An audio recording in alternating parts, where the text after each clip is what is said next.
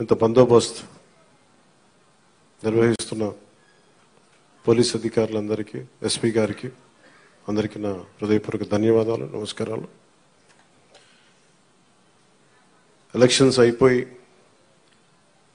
Results వచ్చిన తర్వాత ఇదే మొదటి నా విజిట్. ఇది ఇందాక కృష్ణరాజు గారు మాట్లాడుతూ ఉంటే ఎలక్షన్ రిజల్ట్స్ వచ్చినప్పటి నుంచి ఇప్పుడు దాకా రాలేదు అని, అది పోయింది అంటే నేను ఒకటే పెట్టుకున్నాను. ఎలక్షన్లు గెలిచిన తర్వాత నాకు లోపల నుంచి ఏముందంటే నాకు ఊరేగింపులు చేసుకోవడం నాకు ఇష్టం లేదు. నాకు పనిలోకి వెళ్ళాలనుకున్నాను. ముందు కృతజ్ఞతని ఎలా చెప్పగలను? ఈరోజు వచ్చి పెన్షన్లు వచ్చి నేను కృతజ్ఞత చెప్పుకోగలను. ఎందుకంటే నేను ఒకటి పెట్టుకుంది ఏంటంటే, ఒక సభ పెట్టాలి అంటే చాలా శ్రమ అవసరం అవుతుంది. ఒకసారి పోలీస్ శాఖ నలిగిపోతూ ఉంటారు. చాలా వనరులు, మానవ వనరుల దగ్గర నుంచి అన్ని రకాల వనరులు చాలా అత్యవసరం అయితే తప్ప అది ముందుకు తీసుకెళ్ళకూడదని అనుకుంటాను. సో ముందుగా నేను ఒక భారీ సభ పెట్టో లేదంటే ఊరేగింపులు చేసుకొని ఇవన్నీ చేయడానికి ఇబ్బంది ఏం లేదు. కానీ చేస్తే చాలా విలువైన మీకోసం పనిచేసే సమయం పోతుంది. పైగా నేను తీసుకున్నవి చాలా కీలకమైన శాఖలు: పంచాయతీరాజ్ శాఖ, అటవీ పర్యావరణ శాఖ, దాంతోపాటు పొల్యూషన్ ఉంటుంది, పొల్యూషన్ శాఖ, అలాగే సైన్స్ అండ్ టెక్నాలజీ. పంచాయతీరాజ్లో దాదాపు 3 చాలా కీలకమైన విభాగాలు ఉంటాయి. వాటన్నిటినీ చదవడానికి, అవగాహన చేసుకోవడానికి చాలా సమయం పడుతుంది. ఆ పరిపాలన అంటే ఆ శాఖ తాలూకు పరిపాలన వ్యవస్థలో ఉంటుంది, అడ్మినిస్ట్రేటివ్ డిఫికల్టీస్ ఏముంటాయని. సో ఇవన్నీ అర్థం చేసుకోవడానికి నేను ఈ సమయం తీసుకున్నాను.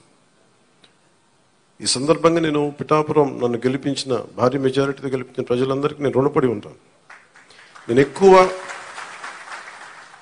ఎక్కువ మాటలు చెప్పి తక్కువ పని చేయదలుచుకోలేదు, తక్కువ చెప్పి ఎక్కువ పని చేయదలుచుకున్నాను. ఇది మొన్నదాకా మనం తిట్టుకున్నాం, గత ప్రభుత్వాల విధానాలని మనం అనుకున్నాం, విమర్శించాం.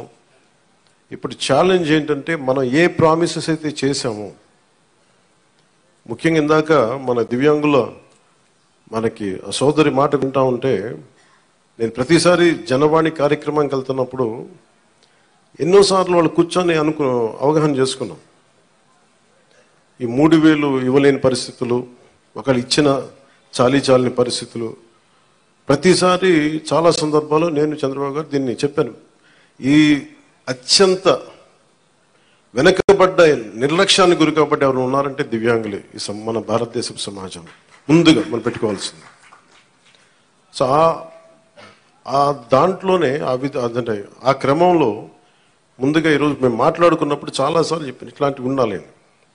అలాగే స్కిల్ డెవలప్మెంట్, ఇలాంటి మీరు చూస్తే మొదటి ఈ పెన్షన్లో పెంచిన విధానం. గత ప్రభుత్వం మాట్లాడుతున్నప్పుడు ఇందా కృష్ణరాజు గారు మాట్లాడుతా, మేము వస్తే ఈ పెన్షన్ విధానాన్ని రద్దు చేస్తారు. మేము దానికి కొన్ని ఇంతలు పెంచి ఇచ్చాం తప్ప తగ్గించలేదు. ఇది చాలా ఛాలెంజింగ్, అది కూడా చెప్తున్నాను మీకు. మీ దృష్టికి కూడా తీసుకురావాల్సింది, వైసీపీ ఒక పెన్షన్ మీకు ఇవ్వాలి. మనకి ఏమంటుందని, మనకి ఏదైతే ఇవ్వాలో వెల్ఫేర్ స్కీమ్స్ ఇవ్వాలి. ఖచ్చితంగా వెల్ఫేర్ స్కీమ్స్ చాలా చాలా ఎసెన్షియల్. కానీ దాంతోపాటు అభివృద్ధి కూడా కావాలి.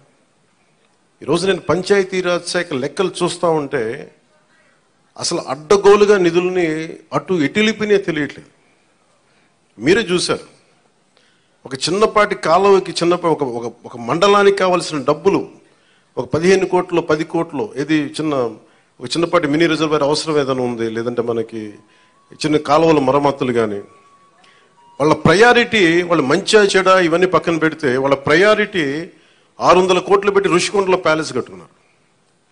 అదే 600 కోట్లు ఈ పాటికి మనకి ఇక్కడ కనుక పెట్టుంటే ఒక జిల్లా అభివృద్ధి అయిపోయింది. సో మేము తీసుకున్న ప్రయారిటీ అది.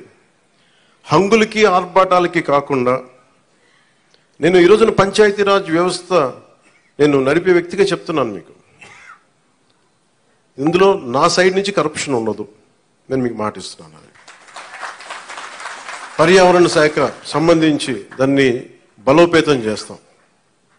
Accountability, environmental audit పట్టుకొస్తున్నాం.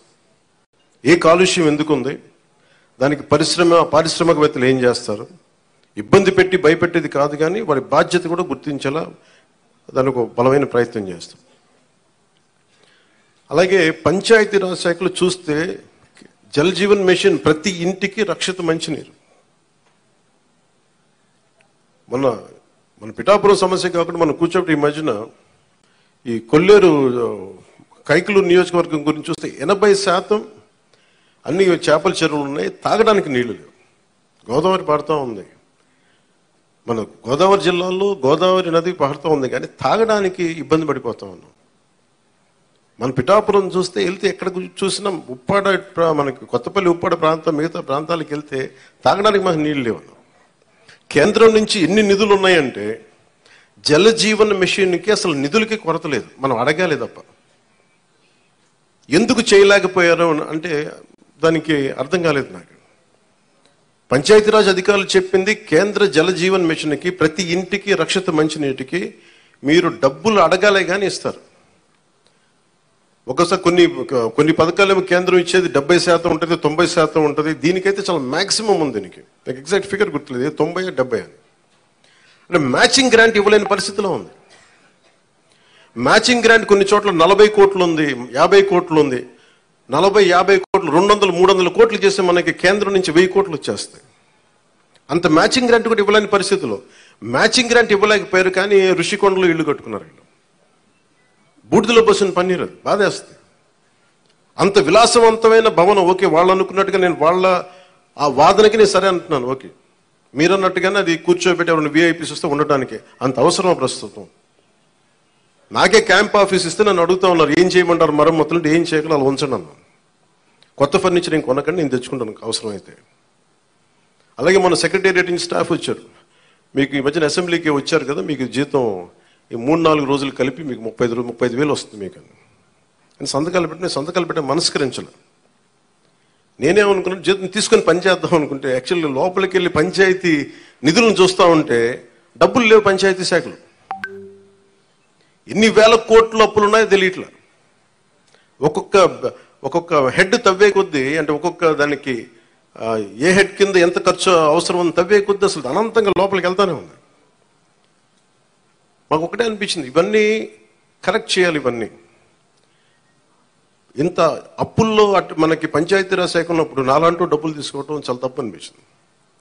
అందుకని వాళ్ళకి చెప్పి నేను జీతాన్ని వదిలేస్తున్నాను, నా జీతాలు ఏం వద్దు, కానీ నా దేశం కోసం, మా నేల కోసం పని చేస్తున్నాను.